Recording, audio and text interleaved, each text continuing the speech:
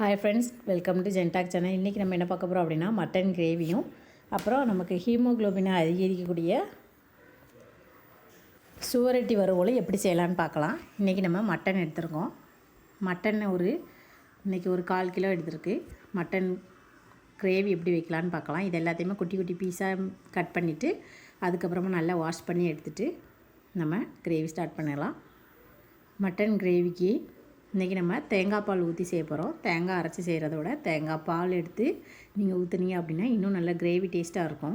அந்த மட்டன் சாப்பிட்டதுக்கப்புறம் நமக்கு இருக்கிற நெஞ்சு கரிப்பு எதுவுமே அந்த தேங்காய் பால் எடுத்து செஞ்சோம்னா இருக்காது. தேங்காவை அரைச்சி ஊற்றி செஞ்சிங்க அப்படின்னா அதோட டேஸ்ட்டு டிஃப்ரெண்ட்டாக இருக்கும். தேங்காய் பால் எடுத்து செஞ்சிங்க அப்படின்னா அதோட டேஸ்ட்டு டிஃப்ரெண்ட்டாக இருக்கும். இன்றைக்கி நம்ம ஒரு தேங்காய் பால் ஊற்றி மட்டன் கிரேவி எப்படி செய்யலாம் அப்படி சொல்லி பார்க்கலாம். அதுக்கு இன்றைக்கி நான் என்ன எடுத்திருக்கேன் அப்படின்னா சின்ன வெங்காயம் ஒரு 10லேருந்து 20, அப்புறம் இஞ்சி பூண்டு பேஸ்ட்டு ஒரே ஒரு தக்காளி. இஞ்சியும் பூண்டையும் நீங்கள் என்ன செஞ்சுக்கலாம் அப்படின்னா பேஸ்ட் இருந்தாலும் சரி, பேஸ்ட் இல்லைன்னா இந்த மாதிரி இஞ்சி பூண்டு தனியாக எடுத்துக்கோங்க. அதில் 1 டேபிள் ஸ்பூன் பட்டை பொடியாக்குனது சேர்த்துருக்கேன். உங்கள்கிட்ட பட்டை இருந்தால் நீங்கள் சேர்த்துக்கோங்க. ஜீரகம், சோம்பு சேர்த்துக்கோங்க. பெருஞ்சீரகம் சேர்த்துக்கோங்க 1 டேபிள் ஸ்பூன். 1 டேபிள் ஸ்பூன் ஓமமும் சேர்த்துக்கோங்க. இதெல்லாம் சேர்த்துட்டு நல்லா மிக்ஸி ஜாரில் அரைச்சி எடுத்துக்கலாம். பூண்டு இஞ்சி கூடவே நான் இதை சேர்த்து அரைச்சி எடுத்துக்கிட்டேன். இப்போ இது எல்லாத்தையுமே நான் ஒரு பவுலுக்கு மாற்றிட்டு இது கூட நான் என்ன சேர்க்குறேன் அப்படின்னா வெங்காயத்தையும் நான் என்ன சேர்க்குறேன் அப்படின்னா அரைச்சி எடுக்க போகிறேன். நல்லா வாஷ் பண்ணி எடுத்துகிட்டு அதில் இருக்கிற தொளி எல்லாத்தையுமே எடுத்துருங்க. எடுத்துகிட்டு இந்த வெங்காயத்தையும் தண்ணி சேர்க்காமல் அரைச்சி எடுத்துக்கோங்க. இப்போ நம்ம பேன் சூடு பண்ணி எடுத்துகிட்டு வெங்காயம் எல்லாமே அரைச்சி வச்ச பேஸ்ட் எல்லாத்தையுமே நல்லா மிக்ஸ் பண்ணி எடுத்துக்கலாம். இப்போ நான் இது குக்கரில் தான் செய்ய போகிறேன். மட்டனுங்கிறதுனால இன்றைக்கி நல்லெண்ணெய் சேர்த்துருக்கேன்.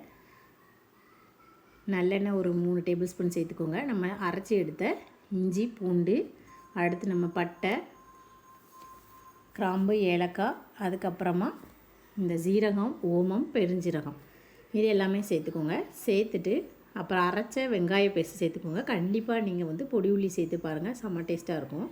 வெங்காயம் சேர்த்தாலும் டேஸ்ட்டாக இருக்கும். அதாவது பெரிய வெங்காயம் சேர்த்தாலும் டேஸ்ட்டு இருக்கும். ஆனால் சின்ன வெங்காயம் சேர்த்திங்க அப்படின்னா இன்னும் நல்ல டேஸ்ட்டு கொடுக்கும். இப்போ ஒரே ஒரு தக்காளி அதையும் நான் அரைச்சிட்டேன். இந்த வாட்டி எல்லாமே அரைச்சாச்சு. ஏன்னா நம்ம தேங்காய் பால் ஊற்றி செய்கிறதுனால எல்லாவோட ஃப்ளேவரும் நல்லா மிக்ஸ் ஆகும். அதனால் நான் அரைச்சி எடுத்தாச்சு. மேக்ஸிமம் இந்த மாதிரி நான்வெஜ் எல்லாமே நான் செய்கிறப்ப எல்லாத்தையுமே அரைச்சி எடுத்துருவேன்.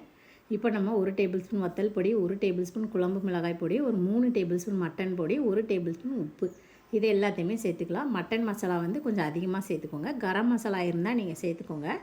கரம் மசாலாவுக்கு பதிலாக நான் எல்லா பொடியுமே, அதாவது கிராம்பு, ஏலக்காய், பட்டை எல்லாத்தையுமே அரைச்சதுனால கரம் மசாலா சேர்க்கலை. இப்போ நம்ம மட்டன் நல்லா கழுவி வச்சுட்டு குக்கரில் சேர்த்துக்கோங்க. வெங்காயம், தக்காளி, இஞ்சி பூண்டு பேஸ்ட் எல்லாமே சேர்ந்து செம்ம டேஸ்ட்டாக மாறிடும். இப்போ எல்லாத்தையும் நல்லா மிக்ஸ் பண்ணிக்கோங்க. மிக்ஸ் பண்ணிவிட்டு ஒரு டம்ளர் தண்ணி, அப்படி இல்லைன்னா 2 டம்ளர் தண்ணி வச்சு ஒரு 8லேருந்து 10 விசிலுக்கு வேக வச்சு எடுத்துக்கோங்க. உப்பு நான் கம்மியாக தான் சேர்த்துருக்கேன். நல்லா வெந்ததுக்கப்புறமா இன்னும் கூடுதலாக சேர்த்துக்கலாம். ஒரு 1/2 டேபிள் ஸ்பூன் தான் உப்பு சேர்த்துருக்கேன். இப்போ பாருங்கள், இந்த மாதிரி நல்லா கிரேவி மாதிரி மிக்ஸ் பண்ணிவிட்டு இது கூட 1 டம்ளர் தண்ணி சேர்த்துக்கோங்க. தண்ணி சேர்த்துட்டு நம்ம குக்கரை மூடி வச்சு 8லேருந்து ஒரு 10 விசிலுக்கு நீங்கள் என்ன செஞ்சுக்கலாம் அப்படின்னா வேக வச்சு எடுத்துக்கலாம். இப்போ இதை நல்லா மிக்ஸ் பண்ணிக்கோங்க. இது கூடவே நீங்கள் மல்லி இலை பேஸ்ட்டு சேர்க்கணுன்னா சேர்த்துக்கலாம்.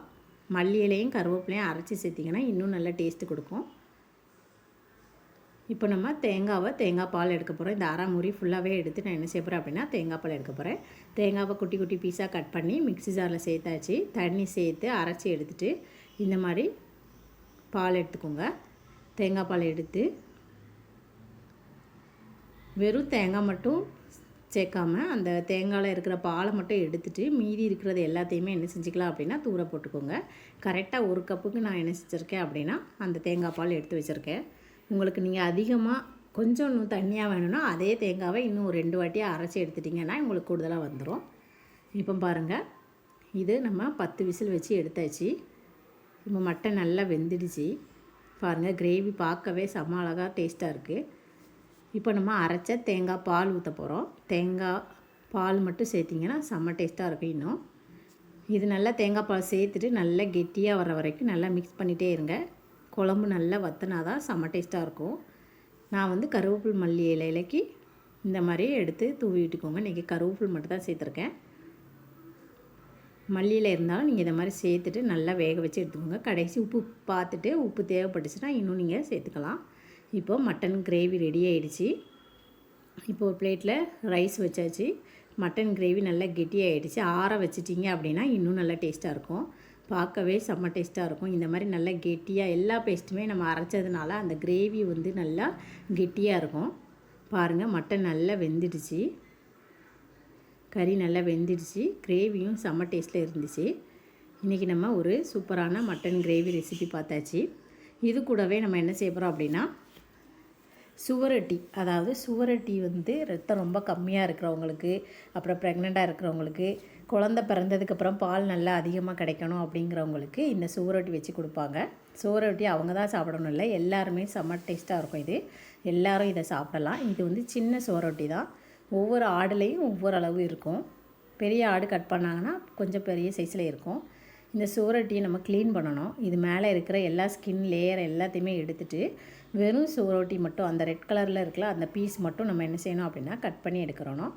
மீதி இருக்கிற எல்லாத்தையும் இந்த மாதிரி வெளியில் இருக்கிற எல்லா அவுட்டர் லேயரையும் நீங்கள் சிசரை வச்சு கட் பண்ணாலும் சரி, இல்லைன்னா கத்தி வச்சு இந்த மாதிரி நல்லா ஃபுல்லாக கட் பண்ணி எடுத்துடணும்.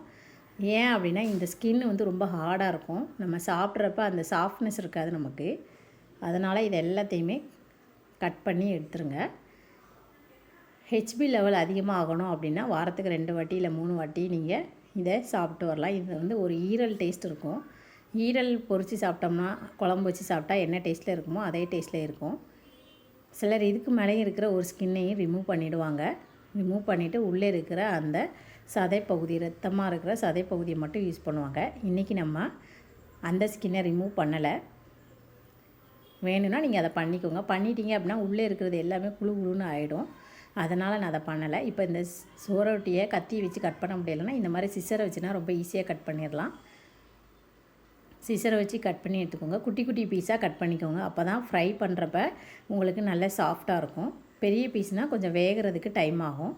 அதனால் இந்த மாதிரி குட்டி குட்டி பீஸாக கட் பண்ணி எடுத்துகிட்டு நம்ம கழுவிட்டு தான் இதை கட் பண்ணியிருக்கோம். உங்களுக்கு மேலே உள்ள ஸ்கின் லேயர் வேண்டான்னா இதையும் நீங்கள் என்ன செஞ்சுக்கலாம் அப்படின்னா தூர எடுத்துக்கோங்க. இதில் இருக்கிற எல்லாத்தையும் குட்டி குட்டி பீஸாக கட் பண்ணிவிட்டு இதுக்கப்புறம் வாஷ் பண்ணக்கூடாது. ஃபஸ்ட்டே நீங்கள் என்ன செஞ்சிடணும் அப்படின்னா கழுவிட்டு அதுக்கப்புறம் குட்டி குட்டி பீஸாக கட் பண்ணணும். ஹெச்பி லெவல் ரொம்ப அதிகமாக ஆகிடும் சீக்கிரத்திலே. அந்தளவுக்கு இதில் அதிக அளவு சத்துக்கள் இருக்குது. ஈரல் டேஸ்ட் இருக்கும். டெலிவரி ஆனதுக்கப்புறமா இது செஞ்சு கொடுப்பாங்க. அவங்களுக்கு ரொம்ப ரத்தம் கம்மியாக இருக்கும் டெலிவரி டயத்தில். அதனால் என்ன செய்வாங்க அப்படின்னா இந்த மாதிரி ஹெச்பி லெவல் அதிகமாக இருக்கிற உணவுகள்லாம் கொடுக்குறப்ப இந்த உணவு ரொம்ப இம்பார்ட்டண்ட்டாக கொடுப்பாங்க. இப்போ இது குட்டி குட்டியாக கட் பண்ணி எடுத்தாச்சு. இப்போ இதுக்கும் நான் எல்லாமே பேஸ்ட் தான். என்னோடய நான்வெஜ் ரெசிபி எல்லாத்துக்குமே நான் என்ன செய்வேன் அப்படின்னா எல்லாமே பேஸ்ட் ஆக்கிடுவேன். அப்போ தான் அந்த ஃப்ளேவர்ஸ் எல்லாமே நல்லா மிக்ஸ் ஆகும். இல்லைன்னா நம்ம வெங்காயம், தக்காளி எல்லாமே நம்ம சாப்பிட்றப்ப கொஞ்சம் டிஃப்ரெண்ட் இருக்கும்.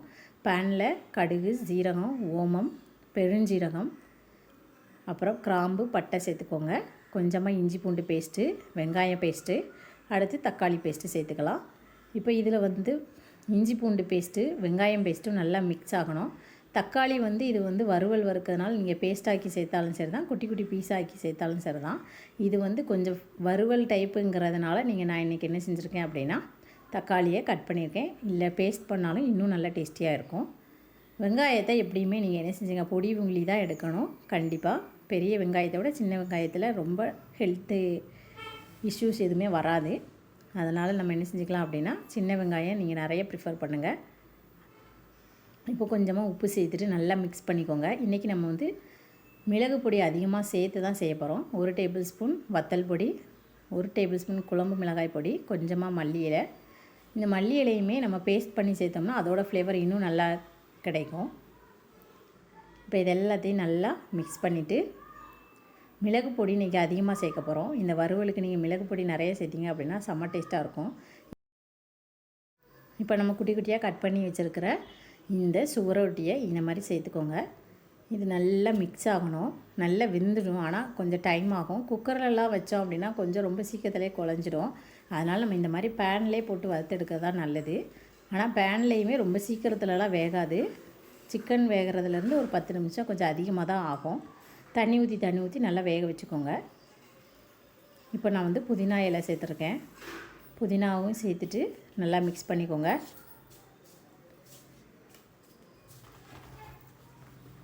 இதெல்லாம் சேர்த்துட்டு கொஞ்சமாக தண்ணி ஊற்றிட்டு கொஞ்சம் நல்லா மிக்ஸ் பண்ணிக்கோங்க. இதுக்கு நம்ம வந்து கொஞ்சம் கெட்டியாக இல்லாமல் ரொம்ப தண்ணியாக இல்லாமல் இருக்கணும். நல்லா வேகணும். அதுக்காக நம்ம தண்ணி ஊற்றி வச்சுக்கிடுவோம்.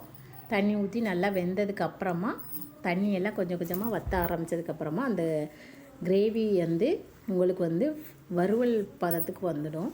பாருங்கள், இந்த அளவுக்கு நல்ல கெட்டியாகணும். மிளகு பொடியும் நீங்கள் சேர்த்துக்கோங்க மறக்காமல். இப்போ இதெல்லாம் பாருங்கள், இந்த அளவுக்கு நல்லா எண்ணெய் பிரிஞ்சு வர ஆரம்பிச்சிச்சு.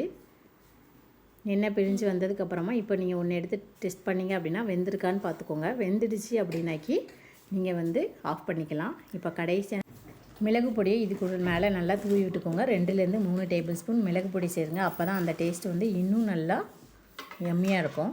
அந்த வறுவல் வந்து நீங்கள் மிளகு பொடி கொஞ்சம் அதிகமாக சேர்த்து செய்கிறப்ப செம்ம டேஸ்ட்டாக இருக்கும். ரொம்ப காரம் ஒத்துக்காதவங்களுக்கு மிளகு பொடி இஞ்சி பூண்டு வந்து ரொம்ப கம்மியாக சேர்த்துக்கோங்க. காரம் ஒத்துக்குவோம் அப்படின்னா நீங்கள் வந்து மிளகு பொடி சேர்த்துக்கோங்க. இப்போ ஓரளவு இந்த மாதிரி பேனில் ஒட்டக்கூடாது. இப்போ வந்து ஓரளவு அந்த சுவரொட்டி வறுவல் ரெடி ஆகிடுச்சு. இன்னும் நல்லா வற்றணும் அப்படின்னா நீங்கள் இன்னும் நல்லா கிண்டி விட்டுட்டே இருக்கணும். அடி பிடிச்சிடக்கூடாது. அந்த ஸ்டேஜ் வர்றப்ப நீங்கள் அடுப்பை ஆஃப் பண்ணிக்கோங்க. இப்போ ஓரளவு எண்ணெய் எல்லாம் நல்லா பிரிய ஆரம்பிச்சிச்சு. இதுக்கு வந்து எண்ணெய் வந்து நீங்கள் நல்லெண்ணெய் யூஸ் பண்ணிக்கோங்க. ரொம்ப டேஸ்டியாக இருக்கும். இப்போ எல்லாம் ரெடி ஆகிடுச்சு. இதையும் நம்ம என்ன கூட செஞ்சுக்கலாம் அப்படின்னா சாதத்து கூட வந்து மிக்ஸ் பண்ணி எடுத்துக்கலாம். சாதம் ரெடி ஆகிடுச்சு. இப்போ இந்த வறுவல் கொஞ்சமாக எடுத்து நம்ம வந்து ரசம் வச்சு இந்த வறுவல் சாப்பிட்டாலும் சரி, இல்லைனா வெறும் இந்த வறுவல் மட்டுமே வச்சு சாப்பிடுங்க. செம்ம டேஸ்ட்டாக இருக்கும். இன்றைக்கி நம்ம 2 ரெசிபி பார்த்துருக்கோம். மட்டன் கிரேவி ரெசிபியும் சுவரொட்டி வறுவல் ரெசிபியும் பார்த்தாச்சு. இந்த வீடியோ பிடிச்சிருந்தா லைக் பண்ணுங்கள், ஷேர் பண்ணுங்கள், சப்ஸ்கிரைப் பண்ணுங்கள், மறக்காமல் கமெண்ட் பண்ணுங்கள். அவ்வளோதாங்க இன்றைக்கி சுவரொட்டி வறுவல் நீங்களும் செஞ்சு பாருங்கள். தேங்க்யூ.